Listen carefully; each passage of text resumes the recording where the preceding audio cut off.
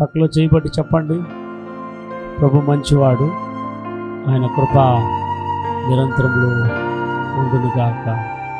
ఆమేన్. కాబట్టి పరిశుద్ధ బైబిల్ గ్రంథంలో మనం ఎక్కడున్నామంటే దేవునికి ఎవరెవరు మొరపెట్టారు అనే అంశంలో ఉన్నాము. అహరోను మొరపెట్టాడు, మోషే మొరపెట్టాడు, సమూయేలు మొరపెట్టారు అని చదువుకున్నాము. తర్వాత ఇజ్రాయేలీలు మొరపెట్టారు అని మనం చదువుకున్నాము. ఈ సమయంలో అదే కంటిన్యూగా మనం ముందుకెళ్ళి వేగంగా మనం ముగించునై ఉన్నాము. హల్లెలూయా. న్యాయాధిపతుల గ్రంథంలో 6వ అధ్యాయము 6వ వచనం, 6వ అధ్యాయం 1వ వచనం, 6వ వచనం, 2 వచనాలు మనం చదువుకుందాం. అందరూ కూడా న్యాయాధిపతుల గ్రంథం తీసుకోండి. 6వ అధ్యాయం 1వ వచనం. ఇశ్రాయేలీలు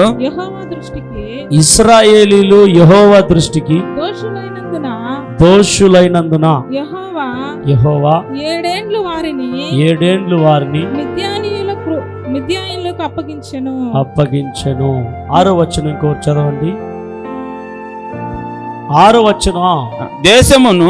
దేశమును పాడు చేయుటకు వారు దానిలోనికి వచ్చిరి. ఇశ్రాయేలీలు మిద్యానీయుల వలన మిక్కిలి హీన దశకు వచ్చినప్పుడు వారు యెహోవాకు మొరపెట్టిరి. హల్లెలూయా. హల్లెలూయా. ఈ 6వ వచనంలో మనం గమనించినప్పుడు ఇశ్రాయేలీలు మిక్కిలి హీన దశకు వెళ్ళిపోయినారు. ఆమేన్. ఏం దశకు? హీనమైన దశకు వెళ్ళిపోయినారు.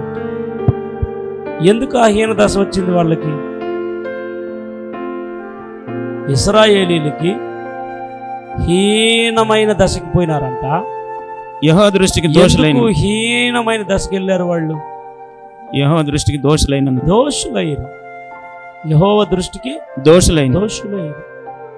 ఇశ్రాయేలీలైనా సరే, క్రైస్తవులైనా సరే, ఆమేన్, యూదులైనా సరే,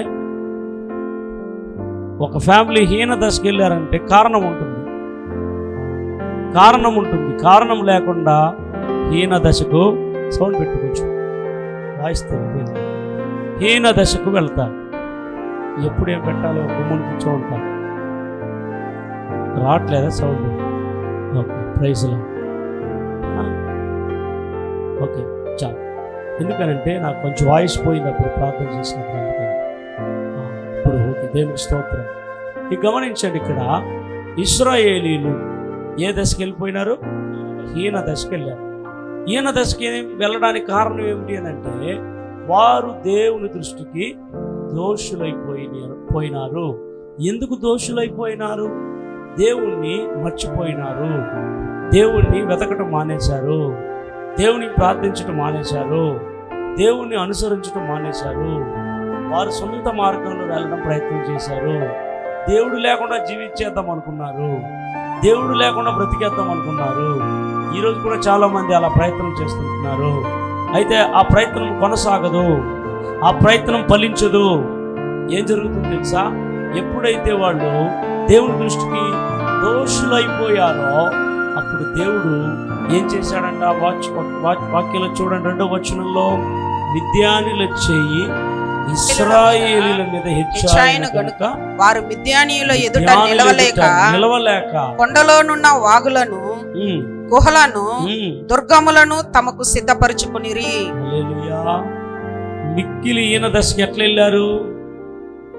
దోషులైనారు. ఎప్పుడు దేవుని దృష్టికి దోషులైనారో అప్పుడు దేవుడు వాళ్ళని మిద్యానీయుల చేతికి అప్పచెప్పాడు. ఎవరి చేతికి? మిద్యానీయుల చేతికి అప్పచెప్పాడు. ఈ మిద్యానీయులు అంత పవర్ఫుల్ అయిన వాళ్ళు కాదు. ఈ మిద్యానీయులు అంత సైన్యం బలం కలిగిన వాళ్ళు కాదు. ఇశ్రాయేలీయులను బానిసలుగా చేసుకునే అంత దిల్లు దమ్ము ఈ మిద్యానీయులకు లేదు.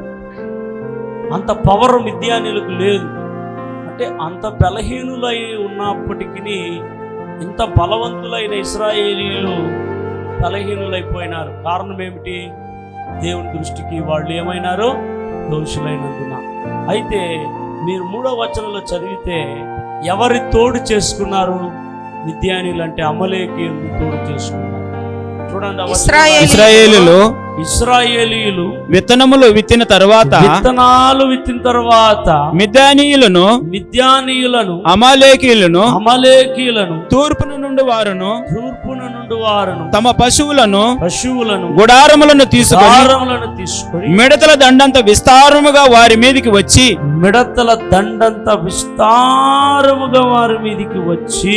వారి ఎదుట దిగి గాజాకు పోవునంత దూరము భూమి పంటను పాడు చేసి ఒక గొర్రెను గాని ఎద్దును గాని గాడిదను గాని జీవన సాధనమైన మరి దేనిని గాని ఇశ్రాయేలుకు ఉండనీయలేదు. ఆమేన్.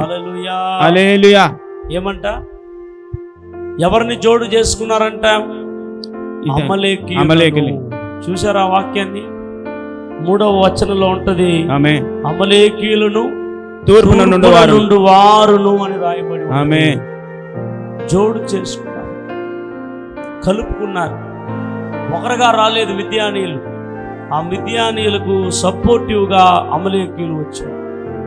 ఈ అమలేకీయులకు ఇశ్రాయేలీయులకు చాలా దినాల నుంచి యుద్ధాలు జరుగుతూనే ఉన్నాయి.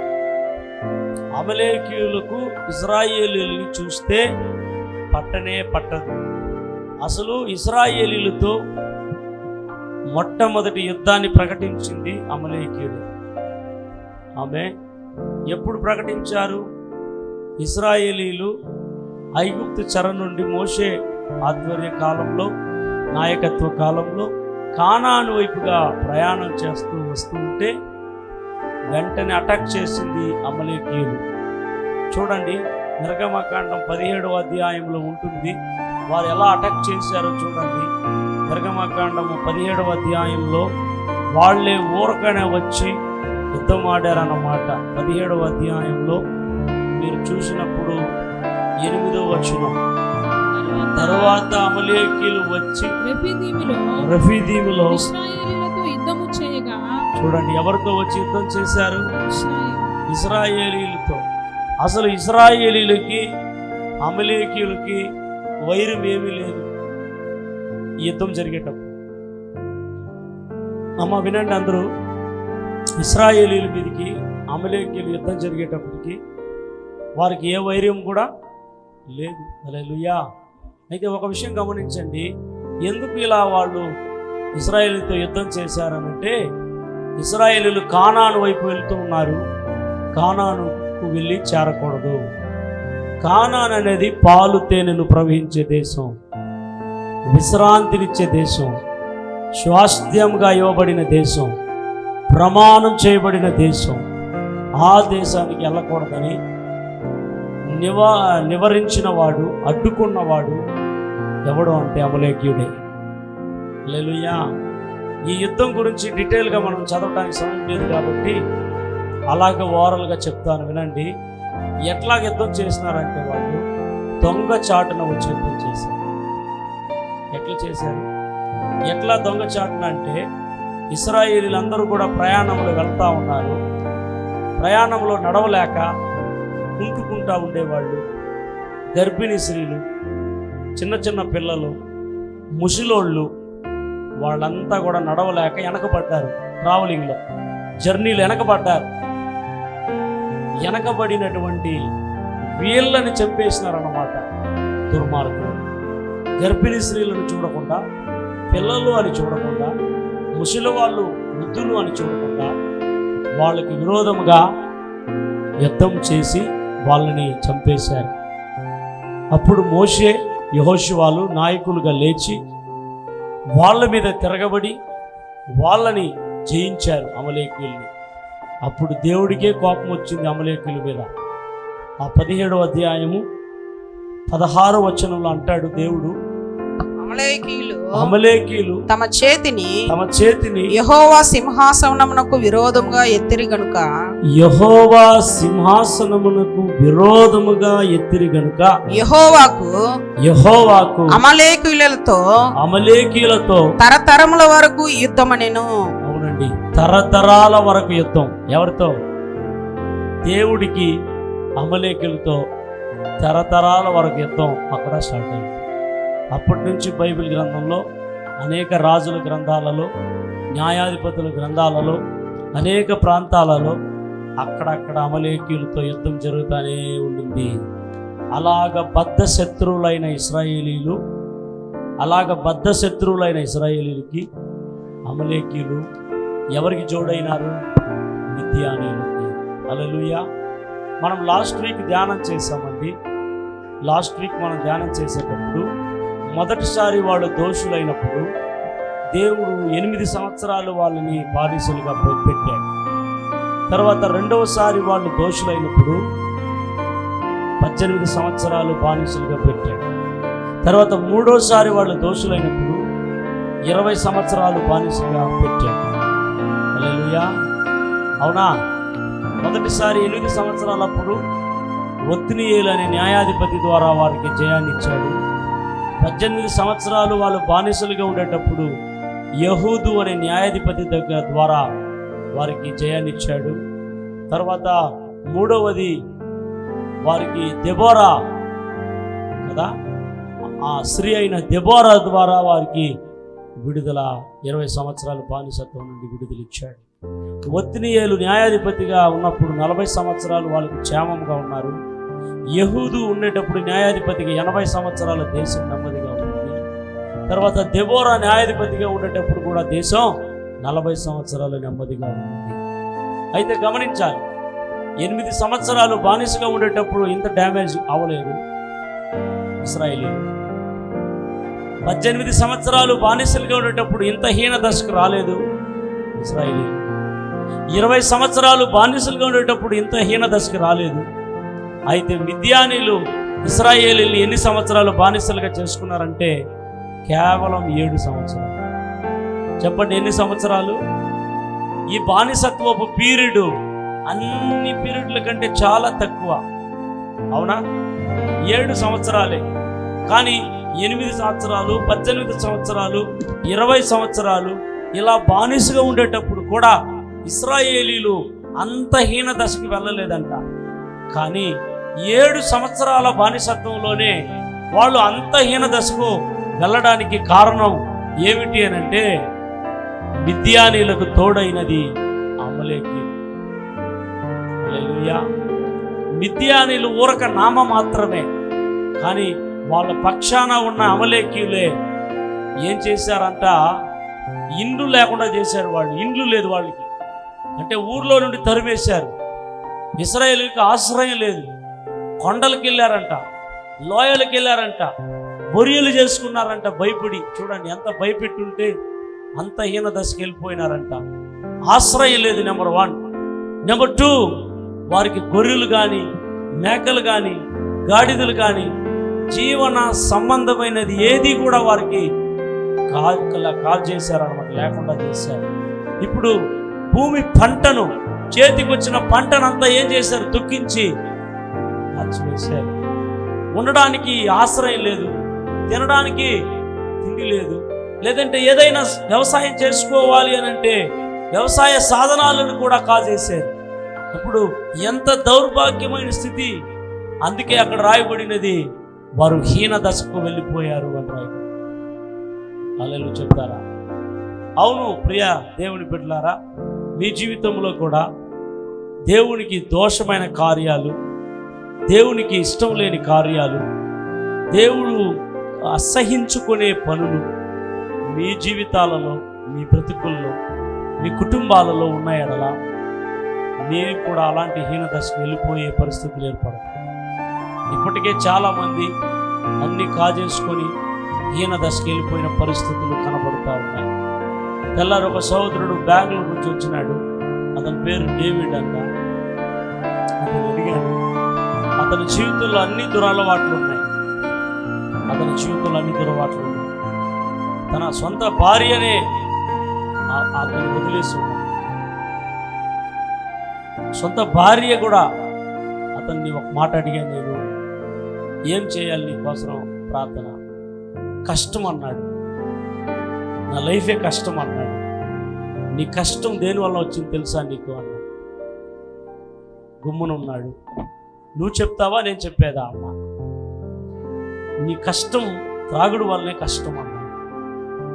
త్రాగేదే కష్టం, ఆ త్రాగటం వల్ల ఎన్ని రకాల కష్టాలు వస్తాయో చెప్పాను. ఒకటి రాసుకో, ఎన్ని రకాల కష్టాలు వస్తాయో నీకు. మొట్టమొదటగా నువ్వు త్రాగితే దేవునికి దూరం అవుతావు, దేవుని తోడు కోల్పోతావు. నువ్వు త్రాగితే దేవుని సమాధానాన్ని కోల్పోతావు, సంతోషాన్ని కోల్పోతావు, నెమ్మదిని కోల్పోతావు. నువ్వు తాగితే నీ లోపలే నీ శరీరం అంతటా కూడా తింటా వస్తాయి, రోగి అయిపోతావు. ఇది మాత్రం కాదు, వ్యక్తిగతంగా.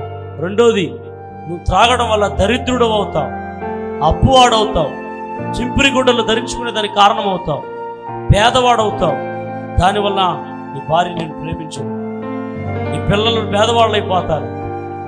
ఇదంతటి ఒక కారణమైతే నీ భార్య నిన్ను ప్రేమిస్తుందా? నీ భార్యకి నీకు సమాధానం ఉందా? లేదు కదా. సొసైటీలో నీకేమన్నా పెద్ద ఘనత ఇస్తున్నారా? కాకపోతే నేను కదా. అప్పుడు కష్టం ఎక్కడుంది?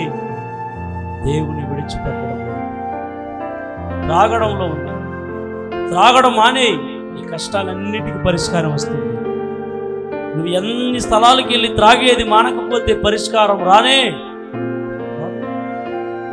ఈరోజు మన సమస్యలకు కారణం ఏమిటి అని కనిపెట్టి దానికి పరిష్కార మార్గాల్ని వెతకటం మానేసి వేరే వేరే వేరే వేరే వాటిని వెతుకుతా ఉన్నాము, వేరే వేరే వేరే వాటిని ఆలోచిస్తున్నాము.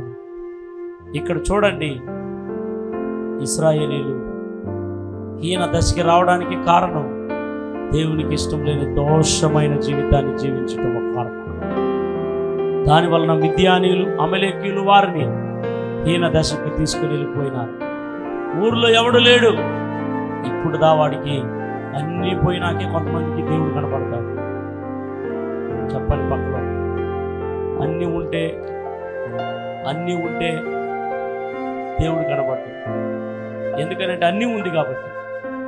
ఏమి లేనప్పుడు దేవుడు కనపడాలి. హల్లెలూయా. నిజమా? అట్లా ఉన్నాం మనం. అందుకనే ఏమీ లేకపోయినా ఏమీ ఉన్నా మనం దేవుణ్ణి వెదికేవారుగా ఉండాలి. హల్లెలూయా. హీన దశకి వెళ్ళిపోయారు, ఏమి లేదు వారికి. ఇప్పుడు దేవుని తరుములాడి మొరపెట్టారు. దేవుడు ఇప్పుడు కాదన్నాడా? దేవుడు వద్దన్నాడా? లేదన్నాడా? దేవుడు వారి మొరలను ఆలకించాడు. ఒకవేళ ఇక్కడ కూర్చున్న నీ జీవితంలో కూడా ఈయన దశకి వెళ్ళిపోయినావు, కష్టమైన పరిస్థితికి వెళ్ళిపోయినావు, అక్కడే ఆగద్దు. దాన్ని మార్చగల దేవుడు ఒకడున్నాడు. ఆ దేవుని వైపు తిరుగు, నీ స్థితి మారిపోతుంది, నీ పరిస్థితి మారిపోతుంది. నీ సమస్యలకు పరిష్కారం ఆయనే, నీ వేదనలకి, నీ పోరాటాలకి ఆయనే పరిష్కారం తప్ప దేవుని మీద అలగడమో, దేవునికి దూరం అవడమో, మందిరాన్ని మానేయడమో, ప్రభు మీద అలిగి నేను ప్రార్థన చేయనువో అని వెళితే నీకే ఇంకా నష్టం తప్ప దేవుడికి ఏమీ లేదు. అందుకనే ఈ ఇశ్రాయేలు ఏం చేశారో చూద్దాం. దేవునికి మొరపెట్టగా దేవుడు వారి పక్షాన ఒక అద్భుతమైన న్యాయాధిపతిని లేవనెత్తాడు. వెళ్దాం రండి ఒకసారి. న్యాయాధిపతుల గ్రంథం 6వ అధ్యాయాన్ని మనం తెరుచుకుందాం. న్యాయాధిపతుల గ్రంథం 7వ వచనం చదివినప్పుడు, మిద్యానీయుల వలని బాధను బట్టి ఇశ్రాయేలీలు యెహోవాకు మొరపెట్టగా. ఎవరికి మొరపెట్టారు? దేవునికి. బాధలప్పుడు ఎవరికి మొరపెట్టాలి? యెహోవాకు మొరపెట్టాలి. నీ కష్టం వచ్చినప్పుడు ఎవరికి మొరపెట్టాలి? నీకు అవసరతలు ఉన్నప్పుడు ఎవరికి మొరపెట్టాలి? యెహోవాకు మాత్రం మొరపెట్టాలి. మనుషులకు కాదు, ఆమేన్. ఫ్రెండ్స్ కాదు, హల్లెలూయా.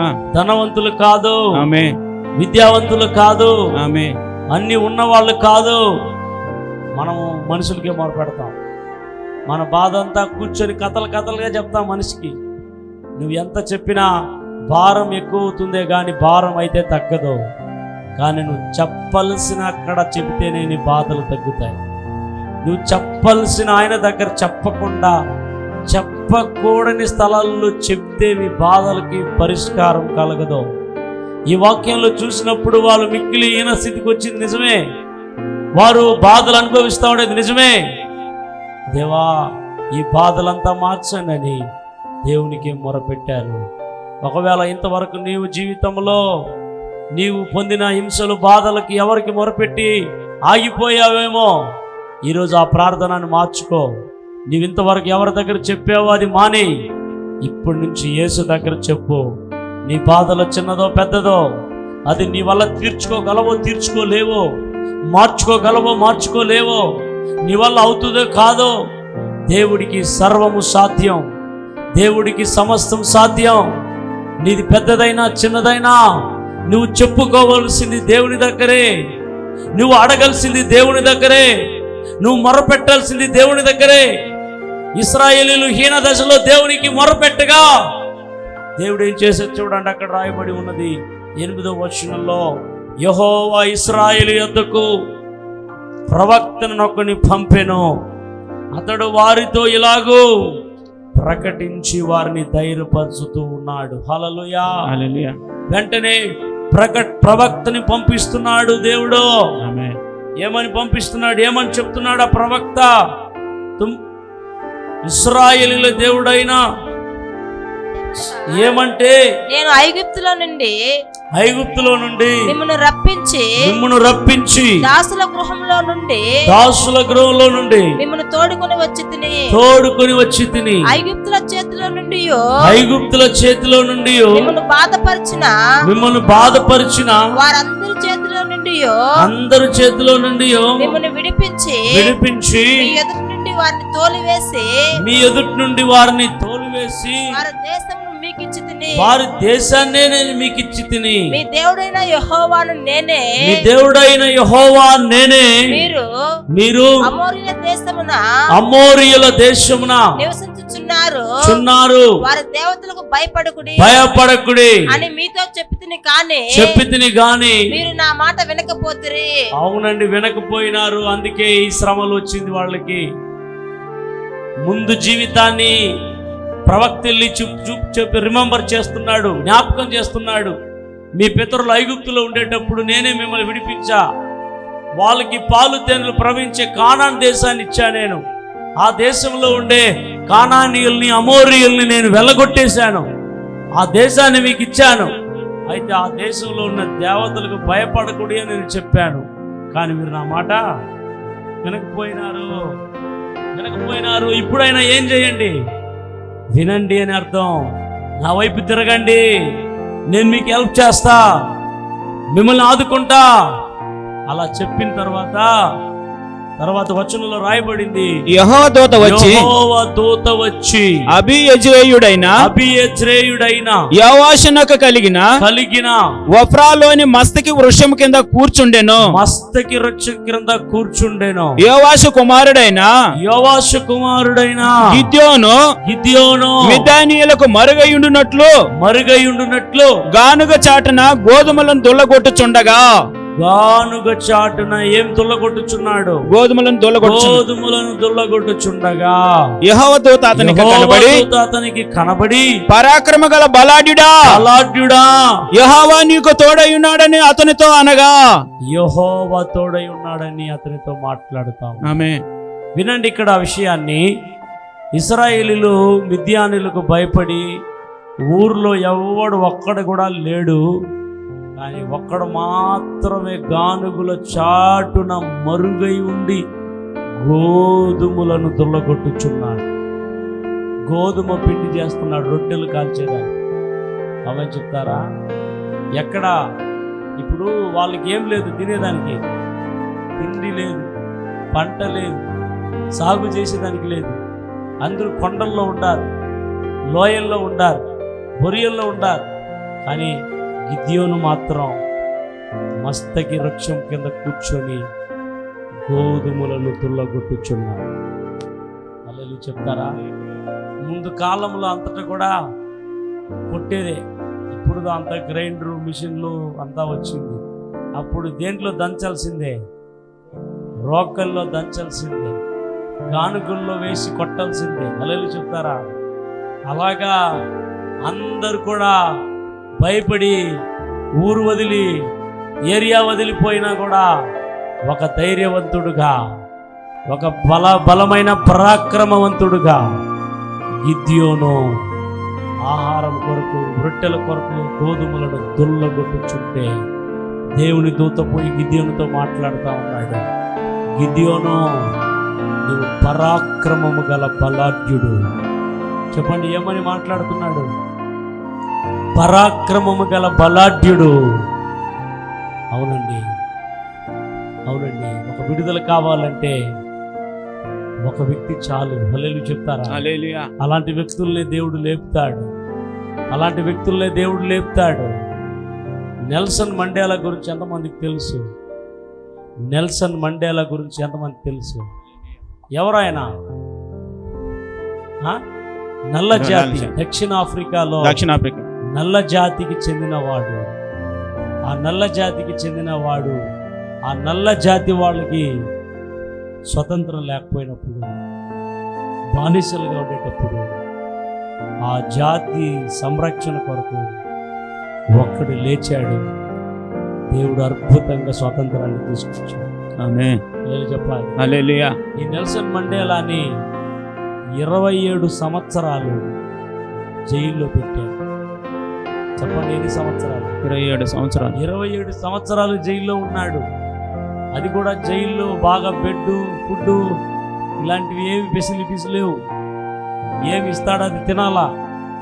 6 అడుగుల మనిషి, కేవలం 6 అడుగులంతా గది కూడా లేదు. దాంట్లోనే పడుకోవాలి, దాంట్లోనే ఉండాలి. 27 సంవత్సరాలు అక్కడి నుంచే తన జాతి కోసం అనేక పుస్తకాలు రాసేవాడు. ఆ పేపర్ లేకుండా మానేసేది అనమాట వాళ్ళు. ఎంత కఠినమైన పోరాటం. ఇతనికి కళ్ళు బాగుంది కాబట్టి రాస్తా ఉన్నాడని మండు టెండలో రాళ్ళను కొట్టేటట్లు బయటికి తీసుకెళ్ళి రాళ్ళు కొట్టిపించేవాడంట. అప్పుడు కళ్ళు పోతాయని, రాయడు మానేస్తాడని. 27 సంవత్సరాలు నల్ల జాతి వాడైనా, 27 సంవత్సరాలు కఠినమైన చెరసాలలో ఉన్నవాడైనా అతని యొక్క ప్రయత్నాన్ని మాత్రం ఆపలేదు. అతని పోరాటాన్ని మాత్రం ఆపలేదు. పోరాడి పోరాడి పోరాడి నల్ల జాతి వారికి స్వతంత్రాన్ని తీసుకొని రాగలిగాడు. గట్టిగా చప్పట్లు కొట్టి దేవునికి స్తోత్రం చెప్తాం. ఎందుకు నేను ఈ మాట చెప్తున్నానంటే, విడుదల కోసం దేవుడు ఒకరి ద్వారా ఆయన తీసుకొని రాగలుగుతాడు.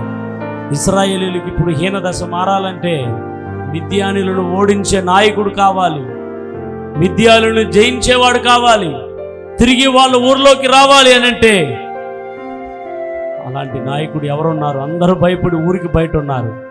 అయితే భయపడకుండా ధైర్యంగా పరాక్రమ బలాఢ్యుడుగా గిద్యోను ఉన్నాడు. గిద్యోనుతో దేవదూత మాట్లాడి చెప్తున్నాడు, పరాక్రమం గల బలాఢ్యుడా, దేవుడు నీకు తోడై ఉన్నాడు. అప్పుడు వెంటనే దేవదూతతో అడుగుతున్నాడు గిద్యోను, దేవుడు మాకు తోడై ఉంటే ఇవంతా ఎందుకు జరుగుతూ ఉన్నాయి? మా ప్రజలు ఎందుకు ఈరోజు బానిసగా ఉండారు అడుగుతాడు. అప్పుడు ఒక మనుష్యుని చేతికి అప్పచెప్తున్నట్లుగా నేను మిద్యానీయులను నీ చేతికి అప్పచెప్పబోతున్నాను, నీ ద్వారా మిద్యానీయులకు విడుదలైపోతున్నాను. లే, పరాక్రమం గల బలాఢ్యుడా అని దేవదూత ధైర్యపరిచాడు. యెహోవా దూత ధైర్యపరిచాడు గిద్యోన్ని. గిద్యోను, అయ్యో, నేను మనష్షే గోత్రంలో అల్పమైన గోత్రమే, నేను అల్పమైన కుటుంబానికి చెందినవాడే, నేను ఇంత మిద్యానీయులను గెలవగలనా? నేనేమైనా బలాఢ్యున్నా, సైనికుడినా? నా వల్ల అవుతా? దేవుడు అంటాడు, ఒక్క మనిషి చేతికి అప్పచెప్పుతున్నట్లుగా మిద్యానీయులను ఒక్క మనిషి కొట్టి చంపేటట్లుగా మిద్యానీయులను అప్పచెప్పబోతున్నా. వెంటనే సూచనలు అడుగుతాడు, ఇది దేవదూత కాదా, నిజంగా దేవదూతేనా అని కన్ఫర్మ్ చేసుకోవడానికి, ఇది దేవుడేనా కన్ఫర్మ్ చేసుకోవడానికి సూచనలు అడుగుతాడు. ప్రియ దేవుని బిడ్డలారా, ఆ సూచనలన్నీ దేవదూత నెరవేరుస్తాడు. ఆ సూచనలో మొదటి సూచన దేవుడు కనబరుస్తాడు. ఆ కనబరిచిన తర్వాత అవన్నీ నేను చెప్పడానికి ఇప్పుడు సమయం లేదు, అయితే మీరు ఇంట్లో వెళ్ళి చదువుకోండి. ఆ సూచన అడుగుతాడు. 6వ అధ్యాయం 21, 22 వచనాలలో ఆ సూచనలు కనపడతాయి. తర్వాత 22 నుంచి చివరి వచనం వరకు 6వ అధ్యాయంలో మరి 2 సూచనలు అడుగుతాడు. ఆ సూచన ఏమిటి అంటే, దేవదూతేనా దేవుడే నిన్ను పంపాడా, నిజంగా మిద్యానీయుల చేతుల నుండి నా ద్వారా విడుదల ఇవ్వబోతున్నాడా అని కన్ఫర్మ్ చేసుకోవడానికి అవసరం సూచనలో మొదటిది ఏమిటంటే, దేవదూత మాంసం మీద పిండి, రొట్టెలకు పిండి, అది ఆ యొక్క బండను కొట్టిగా ఆ బండలో నుండి వెళ్ళి ఆ మాంసాన్ని, ఆ రొట్టెల్ని అది కాల్చివేసింది. హల్లెలూయా. అంటే ఒక బండను కొట్టగానే దాంట్లో అగ్గి పుట్టి దాంట్లో నుండి అన్ని కాల్చివేసింది. తర్వాత అప్పుడు అడుగుతాడు గిద్యోను, అయ్యో నేను దేవుణ్ణి చూశాను, చచ్చిపోతానేమో. అప్పుడు అంటాడు, నీకు సమాధానం కలుగును గాక అంటాడు. ఆ మాటనే షాలోమ్ అనే మాట వాడుతాం. నీకు సమాధానం కలుగును గాక అనే మాట గిద్యోనుతో దేవుడు అంటాడు. నువ్వు భయపడొద్దు, నువ్వు చచ్చిపోవు. అప్పుడు మళ్ళీ ఇంకో సూచన అడుగుతాడు. ఇంకో సూచన మనం 6వ అధ్యాయంలో ఆ సూచన మనం చూడవచ్చు. ప్రియ దేవుని బిడ్డలారా, ఆయన ఏమడుగుతాడు చూడండి. 37వ వచనంలో నేను కళ్ళమును గొర్రెబొచ్చు ఉంచిన తర్వాత నేల ఎంతయో ఆరి ఉండగా మాత్రమే మంచు పడిన ఎడల నీవు నీవు సెలవిచ్చినట్లు ఇశ్రాయేలులను నా మూలముగా రక్షించదవని నేను నిశ్చయించుకొందునని దేవునితో అనెను. అలాగు జరిగెను. అతడు ప్రొద్దుట లేచి ఆ బొచ్చును విడిచి ఆ నీళ్లతో పాత్ర నిండు వరకు ఆ బొచ్చు నుండి మంచును పిండెను. అప్పుడు గిద్యోను, నీ కోపము నా మీద మండనీయకము, ఇంకొక మారే ఆ బొచ్చు చేత శోధింప చలవిమ్ము. నేల అంతటి మీద మంచు పడి ఉండగా ఆ బొచ్చు మాత్రమే పొడిగా ఉండనిమ్మని దేవునితో అనగా ఆ రాత్రి దేవుడు అలాగు చేసెను. నేల అంతటి మీద మంచు పడినను ఆ బొచ్చు మాత్రమే పొడిగా నుండెను. 2 సూచనలు అడిగాడు. ఆమె నా ద్వారా దేవుడు ఇశ్రాయేలుకి రక్షణ ఇస్తాడు అని అంటే ఈ 2 సూచనలు అడిగాడు. ఇక్కడ 6వ అధ్యాయం తర్వాత 21, 22లో అక్కడ ఒక సూచన జరిగించాడు. మొత్తం 3 సూచనలు దేవుడు తన్ను బయలుపరుచుకున్నాడు. హల్లెలూయా చెబుతారా? అయితే గమనించండి విషయాన్ని. ఇప్పుడు గిద్యోను కన్ఫర్మ్ అయిపోయింది, నా ద్వారా దేవుడు మిద్యానీయులకు ఏమి ఇవ్వబోతున్నాడు, ఇశ్రాయేలీయులకు మిద్యానీయుల చేతుల నుండి విడుదల ఇవ్వబోతున్నాడు. ఇప్పుడు ఒక కాల్ ఇస్తున్నాడు ఇశ్రాయేలు అందరిని పిలిచి. అక్కడక్కడ భయపడి దాక్కొని ఉన్నారు కదా ఇశ్రాయేలీయులు అందరినీ పిలుస్తున్నాడు. ఒక కాల్ ఇవ్వగానే ఏమని కాల్ ఇస్తాడు? 7వ అధ్యాయంలో చూడండి ప్రియ దేవుని బిడ్డలారా, ఏమని కాల్ ఇస్తాడంటే 2వ వచనంలో, యెహోవా నీతో నున్న జనులు ఎక్కువ మంది నేను వారి చేతికి మిద్యానీయులను అప్పగింప తగదు. ఎక్కువ మంది ఉన్నారు, వాళ్ళ చేతికి అప్పగింప తగదు. ఇశ్రాయేలీలు నా బాహుబలము నాకు రక్షణ కలుగజేసిన అనుకొని నా మీద అతిశయించుదురేమో. కాబట్టి నీవు ఎవడు భయపడి వణుకుచున్నాడో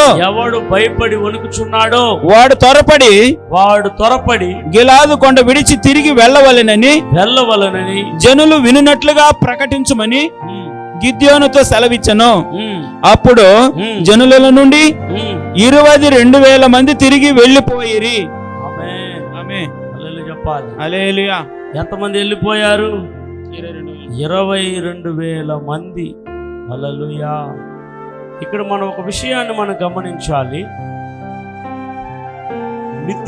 గిద్యోను మిద్యానీయుల మీద యుద్ధం చేయడానికి ఒక మాట చెప్పగానే 1,000 మంది వచ్చేసారు. చెప్పండి ఎంతమంది? 1,000 మంది వచ్చేసారు. దేనికి? మిద్యానీయులతో యుద్ధం ఆడడానికి. ఇప్పుడు దేవుడు ఏమన్నాడంటే, ఎక్కువ మందితో అంతా నేనేమీయను, జయమీయను. ఎందుకనంటే ఎక్కువ మంది యుద్ధం చేసేసి మిద్యానీయుల చేతిలో నుండి జయం పొందుకుంటే నేనే యుద్ధం చేసి గెలిచా, నా బలమే, నా కత్తే, నా ధైర్యమే, నా సాహసమే అని వాళ్ళే ఏం పడతారు? అతిశయపడతారు.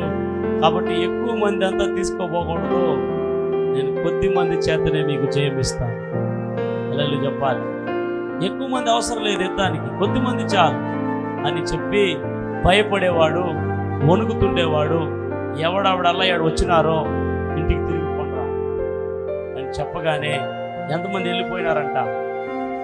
22,000 మంది తిరిగి వెళ్ళిపోయారు. ఎంతమంది? 22,000 మంది తిరిగి వెళ్ళిపోయారు. తర్వాత వచనంలో ఎంతమంది మిగిలారంటే 4వ వచనంలో 10,000 మంది నిలిచి ఉండగా మంది నిలిచి ఉండేరి. ఇప్పుడు మొత్తం కౌంట్ చేయండి, ఎంత? 22,000 మంది ప్లస్ 10 మొత్తం ఎంతమంది? 32,000 మంది. 32,000 మంది పోయి ఉండారు. ఒక ఆల్టర్ కాల్ ఇవ్వగానే గిద్యోను 32,000 మంది పోతే ఇంతమంది గుంపును చూసి, నేను ఇంతమంది ద్వారా మీకేమి ఇయ్యను? జయమో ఇవ్వను, రక్షణ ఇయ్యను. కాబట్టి భయపడేవాడు మర్యాదగా ఏం చేయండి. ఎందుకనంటే ఒకడు భయపడతా ఉన్నాడు అనుకో యుద్ధంలో, ఇంకొకరిని కూడా ఏం చేస్తాడు? భయపెట్టేస్తాడు. ఒకడు కలవరపడ్డాడు అనుకో, ఇంకొకరిని కూడా కలవర పెట్టేస్తాడు. అందుకని మోసే ధర్మశాస్త్రం ఇచ్చేటప్పుడు కూడా ఒక లా రాసిస్తాడనమాట దేవుడు. భయపడేవాడు, బెదిరేవాడు యుద్ధానికి వెళ్ళకూడదు. హల్లెలూయా చెప్తారా? అది మోషే లాలో రాయబడి ఉన్నది ఆ లా.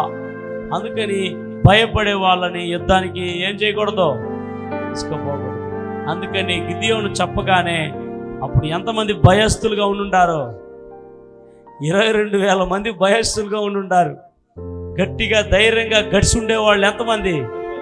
10,000 మంది. హల్లెలూయా! ఇది 10,000 కూడా ఎక్కువే దేవుడి దృష్టిలో. ఇప్పుడు 10,000 కూడా దేవుడు మళ్ళీ వాళ్ళకు ఒక ఇంటర్వ్యూ పెడతా ఉన్నాడు. ఈ ఇంటర్వ్యూలో పాస్ అవ్వాలి. ఆ 10,000 మందికి ఒక ట్రైనింగ్, ఆ 10,000 మందికి ఒక ఇంటర్వ్యూ. ఏమి ఇంటర్వ్యూ అంటే కుక్క గతికినట్లుగా నీళ్లు తాగాలి. స్తోత్రం, హల్లెలూయా! కుక్క ఎట్లా నీళ్లు తాగుతుంది? చూపించాడు ఒకసారి. ఇప్పుడు నీళ్లు పైన ఉంటుంది, ఇట్లా అంటే అందుతుందా? నీళ్ళలోకి తల ఏమో చేయాలి, వంచాలి, నాలుక అందే విధంగా వంచాలి.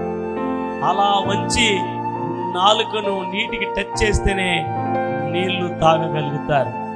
ఇప్పుడు యుద్ధానికి వెళ్ళేవాడు నాలుకను పెట్టుకొని నాలుక కుక్క గతికినట్లుగా నీళ్ళు తాగాలి. ఇప్పుడు 10,000 మందికి పరీక్ష. ఆ 10,000 మందిలో 7,000 మంది అవుట్ కదా, 300 మందిదా పాస్. ఇంకా 9,700 మంది ఫెయిల్. ఆమె చెప్పాలి. వెళ్దాం రండి, ఆ వచనం చూద్దాం. 7వ అధ్యాయంలో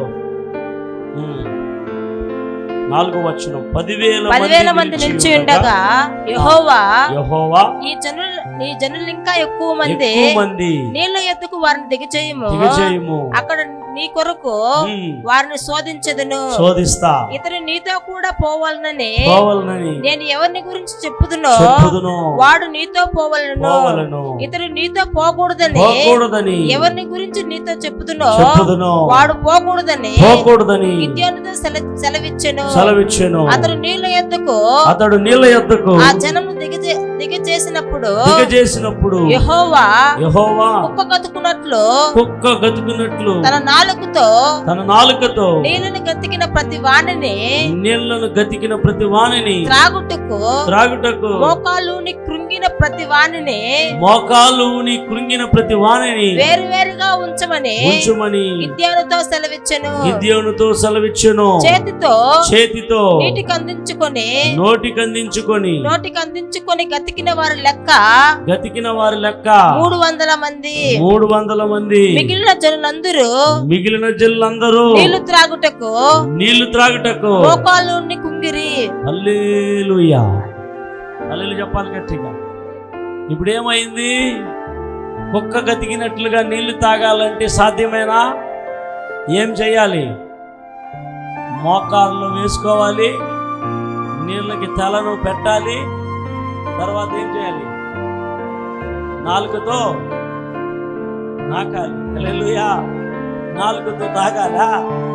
స్తోత్రం, హల్లెలూయా చెప్తారా? ఇది సాధారణమైన పని అంటారా?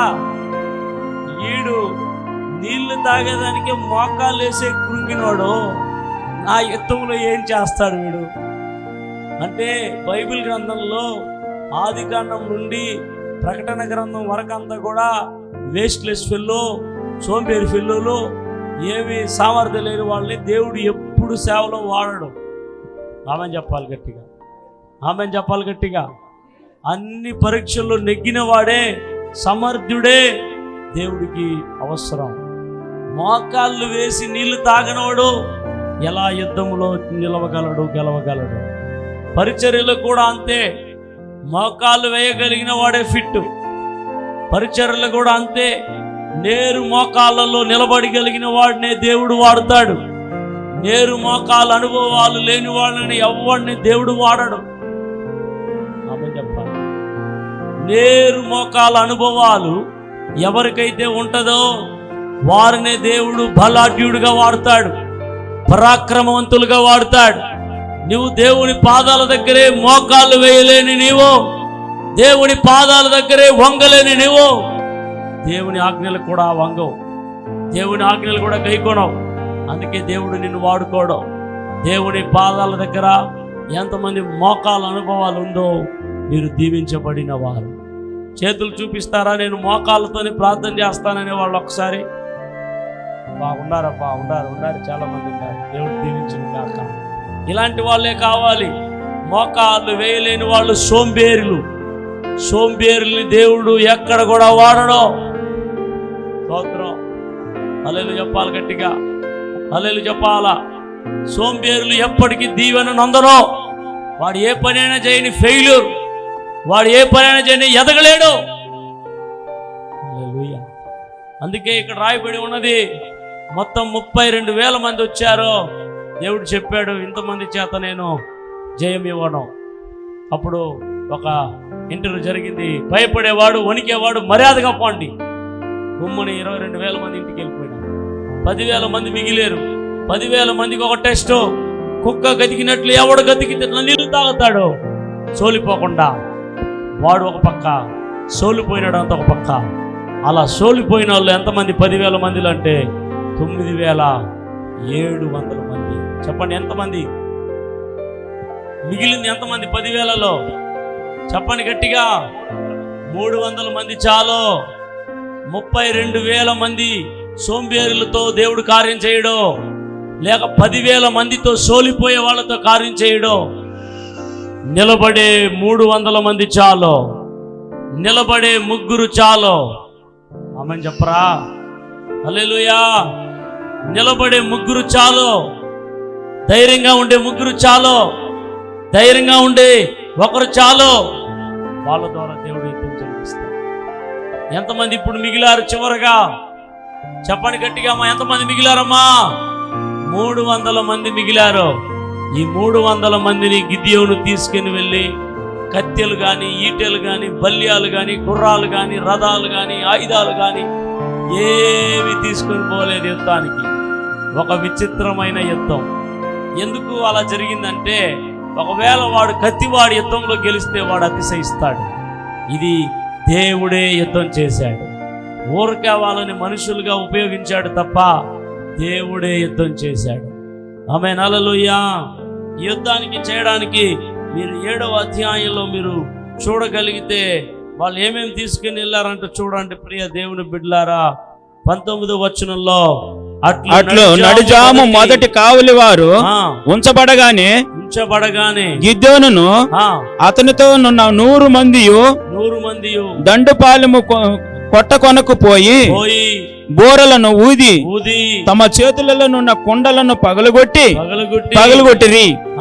అట్లు ఆ 3 గుంపుల వారు బోరలను ఊదుచు ఆ కుండలను పగలగొట్టి ఎడమ చేతులలో దివిటీలను కుడి చేతులలో ఊదుటకు బోరలను పట్టుకొని యెహోవా ఖడ్గము గిద్యోను ఖడ్గము అని కేకలు వేసిరి.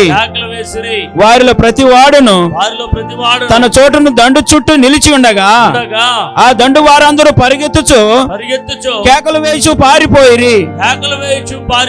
ఆ 300 మంది బోరలను ఊదినప్పుడు యెహోవా దండంతటిలోను ప్రతి వాని ఖడ్గమును వాని పొరుగు వాని మీదికి త్రిప్పెను. దండు సరే రాతు వైపునకు నున్న బేసితా వరకు తప్పీదు నొద్దనున్న ఆబేల్ హోలా తీరం వరకు పారిపోగా నప్తాలి గోత్రముల నుండి, ఆషేరు గోత్రముల నుండి, మనషే గోత్రం అంతటి నుండి పిలిపింపబడిన ఇశ్రాయేలు కూడుకొని మిద్యానీయులను తరిమిరి. గట్టిగా చప్పట్లతో దేవునికి స్తోత్రం. హల్లెలూయా. యుద్ధానికి వాడింది ఏమేమి తెలుసా? కొండ, బోరలు, దివిటెలు. ఏమేమి వాడింది? కొండ పగలగొట్టాలా, ఒక చేతిలో దివిట పట్టుకోవాలా, ఇంకో చేతిలో బోర వదాలా. ఈ కుండ పగలగొట్టడం, ఈ శబ్దం బాంబులు వేసినట్లే నెలలు చెప్పాలా. అవతల వానికి ఈ దీపాలు ఏదో మండుకున్నట్లుగా వాడు కనబడుతుంది. ఒకే పరుగు. ఈ ఏం ఖడ్గము? యెహోవా ఖడ్గము, గిద్యోను ఖడ్గము. యెహోవా ఖడ్గము, గిద్యోను ఖడ్గము అని కేకలు వేయగా అవతలు మిద్యానీయుడు పారిపోయిరి. అలాగున మిద్యానీయుల చేతిలో నుండి గిద్యోను ద్వారా విడుదల దొరికెను. 8వ అధ్యాయం చివరి వచనం చదువుకొని నేను ముగిస్తాను. మరియు మిద్యాను అధిపతి అయిన ఎక్కడ చదువుతున్నా? 8:28. మరియు వారు 8:28. మరియు వారు 35 ఫస్ట్ గారు 8:28.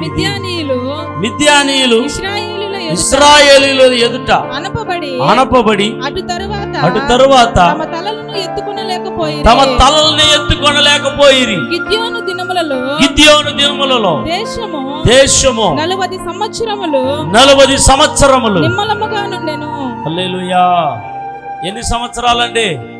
40 సంవత్సరాలు నిమ్మలమైందంట. మళ్ళీ ఎవరు ద్వారా? గిద్యోను ద్వారా. దేవుడికి మొర పెట్టకపోయి ఉంటే వారు నిమ్మలమైన స్థితికి వచ్చి ఉంటారా? మీరు చెప్పాలి. ఇప్పుడు హీన దశకు వెళ్ళిపోయినారు, అయినా హీన దశలో ఉండిపోలేదు. హీన దశను మార్చే దేవునికి మొర పెట్టారు. ఆ దేవుడు ఒక గిద్యోనుని పంపించాడు. ఆ గిద్యోనుకు తోడు 300 మందిని జత చేశాడు. ఆ 300 మంది కొండల్ని, దివిటెల్ని, బుర్రల్ని తీసుకుపోయి అలాగ మిద్యానీయుల ఎదుట ప్రదర్శించారు. ఈ దెబ్బతో వాడు పారిపోయినాడు. హల్లెలూయా చెప్తారా? ఈ దెబ్బతోనే పారిపోయినాడు. కొండలకి, దివిటలకి, తర్వాత బుర్రలకి పారిపోయిన ఒక దేశం ఏదైనా ఉందా అంటే అది మిద్యాని దేశమే. హల్లెలూయా చెప్పాలి గట్టిగా. అయితే 8వ అధ్యాయం చివరి వచనంలో ఏమి రాయబడిందంట? అతడు తల ఎత్తలేదంట. ఎప్పటి వరకు? గిద్యోను దినముల వరకు. అక్కడ రాయబడినది, మిద్యానీయులు ఇశ్రాయేలు ఎదుట అనుపబడిన తరువాత తమ తలలను ఎత్తుకొనలేకపోయింది. హల్లెలూయా చెప్పాలి. ఈరోజు నువ్వు చెప్పాలి, నీ తల ఎత్తబడుతుంది, నీ శత్రు తల తగ్గించబడుతుంది. హల్లెలూయా. మీకు విరోధముగా ఎన్ని తలలు లేచాయో, మీకు విరోధముగా ఎంతమంది చేతులు లేచాయో, మీరు అణచాలని, మీ యొక్క అభివృద్ధిని ఆటంకం చేస్తూ, మీ కుటుంబాలకు విరోధముగా ఎన్ని చేతులు, ఎన్ని తలలు నిలబడ్డాయో ఈరోజు రాసుకోండి. గిద్యోను ఖడ్గము, యెహోవా ఖడ్గము.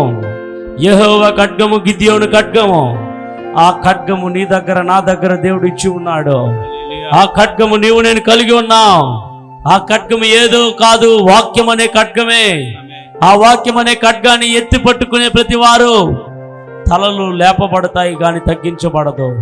మీకు విరోధముగా లేపబడిన మిద్యానీయుల తలలో మీ దినములంతటా అనపబడబోతున్నాయి. ఎంతమంది విశ్వాసిస్తుంటున్నారు? మీకు విరోధముగా లేచే హస్తాలు, మీకు విరోధముగా లేచే మాటలు, మీకు విరోధముగా లేచే అపవాది తంత్రాలు, మీకు విరోధముగా లేచే పరిస్థితులు, మీకు విరోధముగా లేచే మనుష్యులు ఇంతవరకు మీ యొక్క అభివృద్ధిని, ఆశీర్వాదాన్ని, లేకపోతే మీ ఉద్యోగాలను, లేకపోతే మీ వ్యవసాయాలను, లేకపోతే మీ వ్యాపారాలను మీకు ఎవడైతే అడ్డుపడుతా ఉన్నాడో వాడే నీ శత్రువు. వాడు తల ఎత్తుకోలేకుండా దేవుడు చేయునుగాక. వాడు నీ ఎదుట తల వగ్గునుగాక. మీ తలలు ఎత్తబడునుగాక. మీరు హెచ్చించబడుదురుగాక. అది ఎప్పుడు సాధ్యమైతే నీవు సైన్యములకు అధిపతికి యెహోవాకు మొర్ర పెట్టినప్పుడు, నీవు సైన్యములకు అధిపతికి యెహోవా కొరకు నీవు ప్రార్థన చేసినప్పుడు, దేవుని వైపు తిరిగినప్పుడు, దేవుడు గిద్యోనుని లేపినట్లు నీ ఇంటికి నిన్ను గిద్యోను వల్ల లేపుతాడు, నీ ప్రాంతాలలో లేపుతాడు. గిద్యోను దేవుడే మన దేవుడు, గిద్యోనుతో ఉన్న దేవుడే మన దేవుడు. ఆ కాలంలో మాత్రం కాదు, ఆ దేశంలో మాత్రం కాదు, దేవుడు నిన్న నేడు ఏకరీతిగా ఉన్న దేవుడు. ఆయన ఈ రోజు కూడా అద్భుతం చేయగలడు. ఆ రోజు ఆ విధంగా అద్భుతాలు చేస్తాడు. ఈనాటి దినాల్లో ఈనాటికి ఎలా కావాలో అలాంటి అద్భుతాలు చేస్తాడు. ఆనాటిలాగే కుండ పగలు కొట్టాలా, దీపం తీసుకుపోవాలా, బుర్రలు ఓదాలనేది కాదు. ఒక్కొక్క కాలంలో ఒక్కొక్క పరిస్థితిలో ఒక్కొక్క విధంగా దేవుడు పని చేస్తాడు. గట్టిగా ఆమె చెప్తారా? కానీ జయం మాత్రం మనదే. ఆయన చేసే యుద్ధాలు విచిత్రంగా ఉంటుంది, ఆయన చేసే పోరాటాలు విచిత్రంగా ఉంటుంది. అది కంటికి కనబడదు, చెవికి వినపడదు, మనసుకు అగోచరం కాదు. కానీ ఆయన చేసేది అద్భుతం. జయమును అనుగ్రహిస్తాడు. ఎంతమంది పక్షాన దేవుడు ఉండాలని కోరుకుంటున్నారు ఈరోజు? ఎంతమంది కుటుంబ పక్షాన దేవుడు ఉండాలని కోరుకుంటున్నారు? అయితే నువ్వు ఒకవేళ ఏ స్థితిలో ఉన్నావో దాన్ని బట్టి భయపడద్దు. నువ్వు ఏ స్థితిలో ఉన్నావో, ఏ స్థితిలో పడిపోయినావో దాని గురించి బాధపడద్దు. ఈరోజు దేవుని వైపు తిరగడం మొదలుపెట్టు. ఈరోజు మొరపెట్టడం ఎక్కువ చెయ్యి, దేవునికి ప్రార్థన చేయడం ఎక్కువ చెయ్యి, దేవుని పాదాల దగ్గర కూర్చోవడం ఎక్కువగా కూర్చో, దేవునికి ప్రార్థన చేయడం అధికం చెయ్యి. నీ బాధలని ప్రభు దగ్గర చెప్పు, నీ సమస్యలన్నీ ఆయనే పరిష్కారం. ఆయనకు చెప్పగలిగితే ఇజ్రాయేలుకి ఇచ్చిన విడుదల నీకును నాకును ఇవ్వడానికి దేవుడు సమర్థుడు. ఎంతమందికి కావాలని కోరుకుంటున్నారు? ఉన్న పాటను అందరూ లేచి నిలబడతారు. చెప్పి కంటిన్యూ. దేవునికి స్తోత్రం. గిదియోను ద్వారా ఇచ్చిన జయం ఇజ్రాయేలులకు మీ ద్వారా నీ కుటుంబానికి దేవుడు జయమిచ్చునుగా. ఎంతమంది గిదియోనులుగా మారాలనుకుంటున్నారు? ఎంతమంది గిదియోనులుగా మారాలనుకుంటున్నారు? ఒకరు కూడా మారరా? అంతా ఊరు బయట పారిపోతారా? ఇజ్రాయేలు పారిపోయినట్లు కొండల్లో గుహల్లో.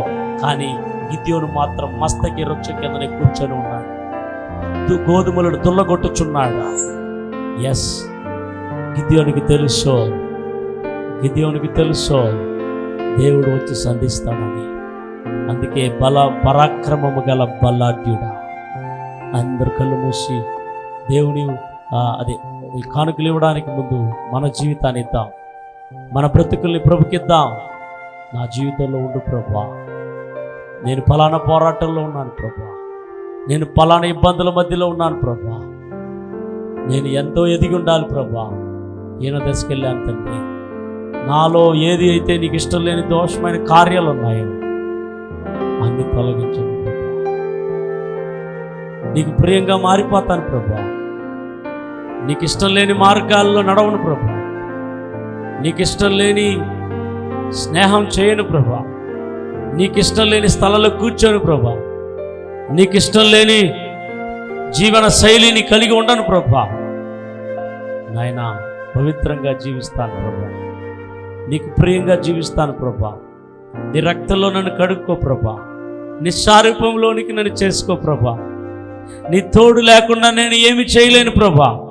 నీ సహాయం లేనిదే నేను ముందుకు వెళ్ళలేను ప్రభా. నా జీవితం ప్రశ్నార్థకంగా ఉంది, నా జీవితం అంధకారంగా ఉంది, నా జీవితంలో జయం లేకుండా ఉంది, నా జీవితంలో పోరాటం ఉంది. నేను ఎంత ఎదగాలనుకుని ఎదగలేకపోతున్నా, నా జీవితంలో ఎంత మిగలాలనుకుని మిగలలేకపోతుంది. నా జీవితంలో ఏ జయము లేదే అని కృంగిపోయి ఉన్నావు ఆ ప్రియ సహోదరుడా. నీకే ఈరోజు దేవుని వాక్యం, నీకే దేవుని వాక్యం. నా ప్రియ కుమారుడా, సోలిపోవద్దు. నా ప్రియ చెల్లి, ప్రియ తమ్ముడా, అన్న, అక్క, తల్లిదండ్రులారా, పెద్దలారా, సోలిపోవద్దు. నీ యొక్క బాధలు ఎంత పెద్దదైనా సరే, నీ వేదనలు ఎంత పెద్దదైనా సరే, ఒకవేళ ప్రియ దేవుని బిడ్డలారా, ఎవరు నన్ను విడిపించగలరు? ఆనాడు ఇజ్రాయేలీలు కూడా అలాగనే ఉన్నారు.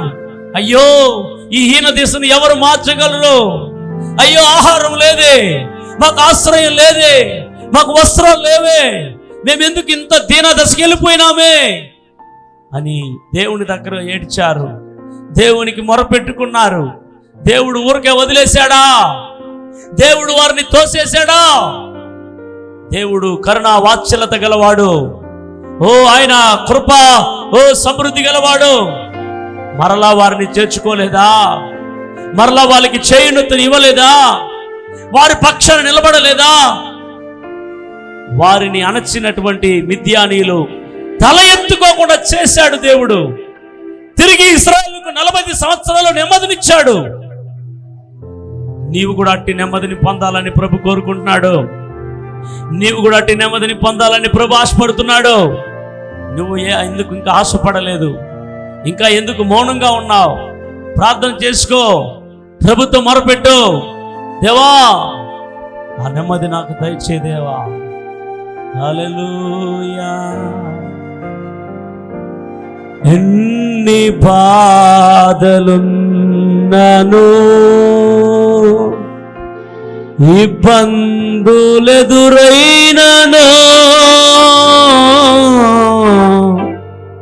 ఎంత కష్టములొచ్చినా, నిష్ఠురమైనను,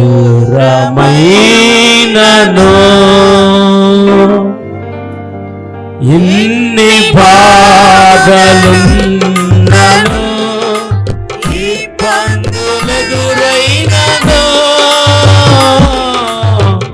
ఎంత కష్టములొచ్చినా, నిష్ఠురమైనను, నీ మాట చాలయ్యా, నీ చూపు చాలయ్యా, నీ తోడు చాలయ్యా, నీ నీడ చాలయ్యా, నీ మాట చాలయ్యా, నీ చూపు చాలయ్యా, నీ తోడు చాలయ్యా. చప్పట్లు. నీడ చాలయ్యా, నీ ఉంటే నాకు చాలు యేసయ్యా, నీ ఉంటే నేనుంటాను యేసయ్యా, నీ ఉంటే నాకు చాలు యేసయ్యా, నీ ఉంటే నేనుంటాను యేసయ్యా, నీ మాట చాలయ్యా, నీ చూపు చాలయ్యా. ఎంతమందికి చాలు? యేసుని చూసి చెప్పు. నీ మాట చాలయ్యా, నీ చూపు చాలయ్యా, నీ తోడు చాలయ్యా, నీ నీడ చాలయ్యా, నీ మాట చాలయ్యా, నీ చూపు చాలయ్యా, నీ తోడు చాలయ్యా, నీ నీడ చాలయ్యా, నీ ఉంటే నాకు చాలు యేసయ్యా, నీ ఉంటే నేనుంటాను యేసయ్యా. ప్రభువా, నీవుంటే మాకు చాలు, అదే మాకు మేలు, అదే మాకు దీవెన. ఎన్ని కష్టాలు ఎదురైనా, ఎన్ని ఇబ్బందులు ఎదురైనా, ఎన్ని పోరాటాలు ఎదురైనా, ఎంత స్థితిలోకి దిగజారిపోయినా నీవు మాకుండగా మేమేమి భయపడము నాయన. అప్పగిస్తున్న ప్రతి వారి జీవితంలో లేపబడిన మిద్యాని లాంటి సాతాను క్రియలు, మిద్యాని లాంటి పరిస్థితులు, మిద్యాను లాంటి పోరాటాలు యేసు నామములో ఈ రోజే తరిమి వేయబడును గాక, పడగొట్టబడును గాక, లేపరచబడును గాక. ప్రతి వారి తలలెత్తుకొని నిలబడుదురు గాక. ప్రతి కుటుంబాలు ఉన్నత స్థితిలో నిలబడినట్లు చేయండి స్వామి. అప్పగిస్తున్న ప్రతి జీవితాలలో అట్టి గొప్ప దీవెనలు దయచేయమని యేసు నామములో ప్రార్థిస్తున్నాము తండ్రి. ఆమేన్. హల్లెలూయా.